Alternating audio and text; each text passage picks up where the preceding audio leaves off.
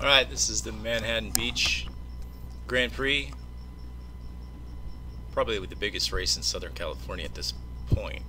Maybe next to Redlands. Redlands is a little bigger, but it's a stage race. But for one-day crits, since Dana Point's gone, Manhattan Beach is definitely the biggest race around.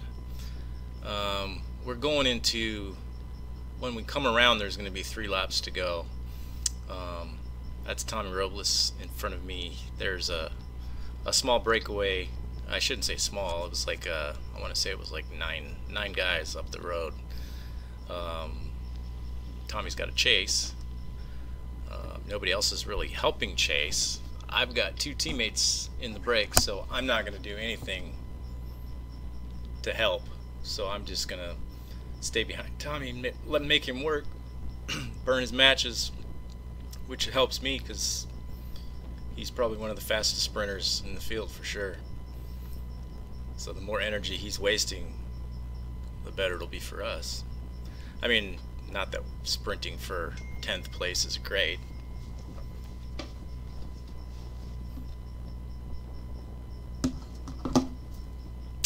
This is a little bit of a downhill. We rolled towards the start-finish line, but there's a pretty strong wind coming from our right shoulder, and it wasn't easy once you get off the hill and then you get towards the start-finish line. So you'll see these orange fences on the left, and that's the 150 to go mark. That's kind of where the sprint's going to start.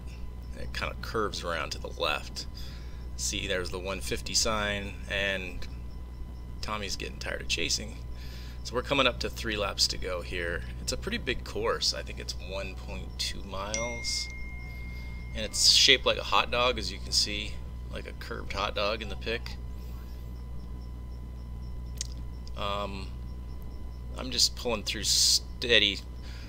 What I'm going to try to do here is get to the corner first and then just not really impede the chase, but just kind of slow down just subtly, so I'm not chasing. And then Pat Caro goes and Cochran goes, and those guys are bridging up to the small break that's up the road. And I'm like, uh-oh, okay. And there's Dave Holland goes, my teammate, so that's good, because I had just been on the front for a bit and I just didn't have the desire to go blasting after them up this hill. So the way this course goes, once you make this 180-degree sweeper, you got a slight uphill, like 3% grade, and then it drops down, and then it gets really fast. You get like 30, can get up to 35 miles an hour, depending on how hard you're going. But so David being in the break is actually a really good thing, because there really wasn't any sprinters up there. So once David was up there, it was golden for us. So now we have an armchair ride. So I want to stay at the front and mark any attempts to bring them back. I've got a few of my teammates with me there.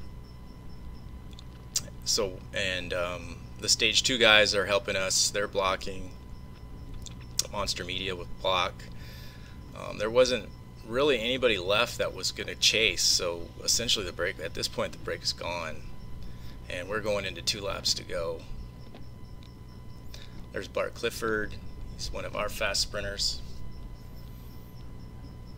As you can see by the speeds, well, this is a little up. Once you make this turn, this was actually a little uphill, and now we go back downhill again, and it gets going fast. But nobody's really chasing. I mean, 28 miles an hour. When we were going hard, we were doing 35 down this hill.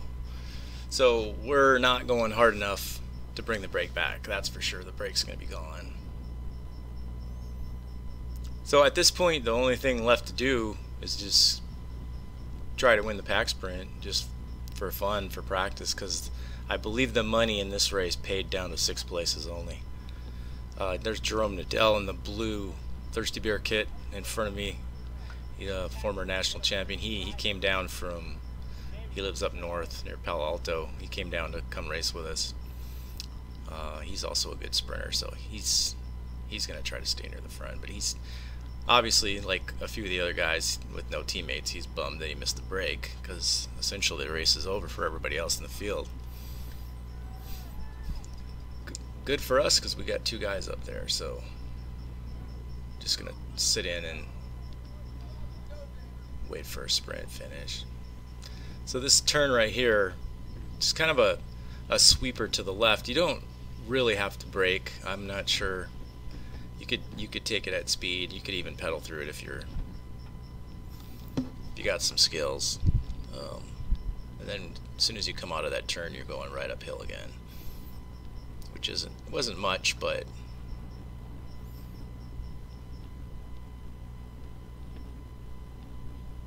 I'm just gonna follow Bart right up to the front.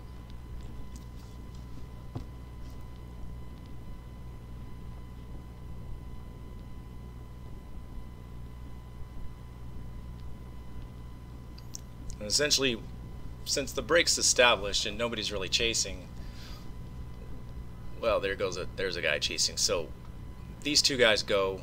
I don't want anybody else bridging across. So to discourage that, you just go across to them and sit on their wheel. When they see you on your wheel and you're not going to pull through, then they stop working as well. So I'm going to bridge up to them, just sit right behind them,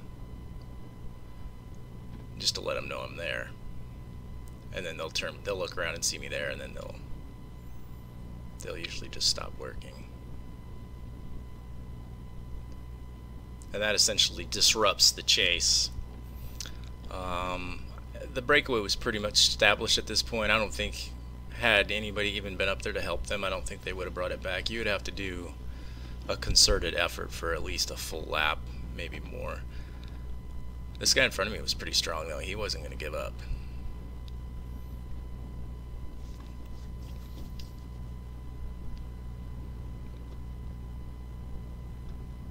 But he sees me back there and he's like, well, I don't really feel like pulling the whole field around.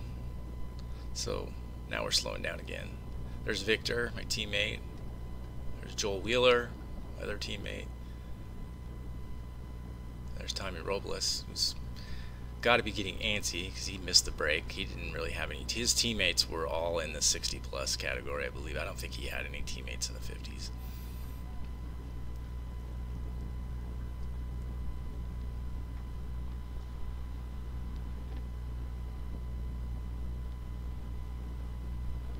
I think we should be coming into Bell Lap here.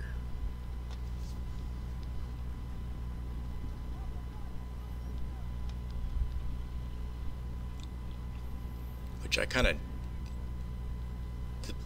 the way this course goes is you're coming towards the start-finish line with the headwind or the crosswind, I should say. You get these waves of riders just kind of swarming around you. So if you really wanted to hold your position, you had to really accelerate to stay ahead of the swarm. But it was so easy to move up on the backside once you made this sweeper that I just didn't really panic too much. I knew that I could move up. There was some places on the course, especially in the uphill when people were tired. If you had any kind of legs left, you could just move right up.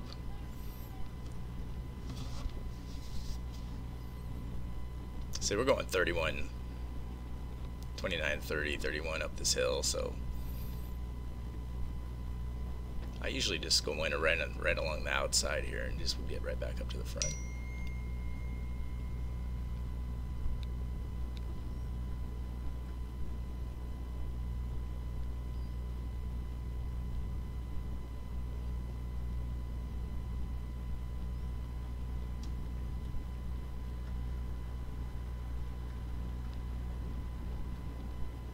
This little downhill section here was pretty fun because it was pretty fast. And then it kind of swoops up a little bit and then it drops down to the other turn at the top of the course.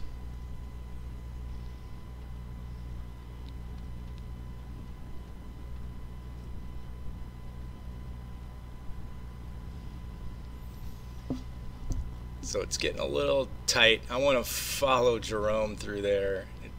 Everybody's kind of jockeying for position for this hairpin turn because we're almost to the end of the course here. As you can see, you could take that turn pretty fast. Then you got to go uphill right out of that turn. A little kicker, and then it drops down. So I'm going to follow Jerome because I know that he's going to stay near the front. Tommy's right up there at the front too, and he's going to react to anything that goes. There's one guy off the front there that we're going to peg back. And there goes my teammate Saul, and Tommy goes after him. And I'm hoping that these guys go right up and connect dots.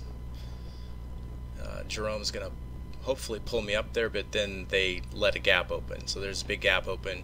I tell him, come in left, because I didn't want him to move in on me, so I kind of yell at him. So I've got to close this gap to Tommy, who's sitting on Saul's wheel, just waiting for the right moment to pounce. And he pounces right there. So I've got to catch back up to his wheel and just kind of use my momentum to go by him. Problem is I hit this wall of wind right here, and I just didn't quite have it to go. I just didn't quite have the juice to go around him. So Tommy ended up holding me off for the pack sprint.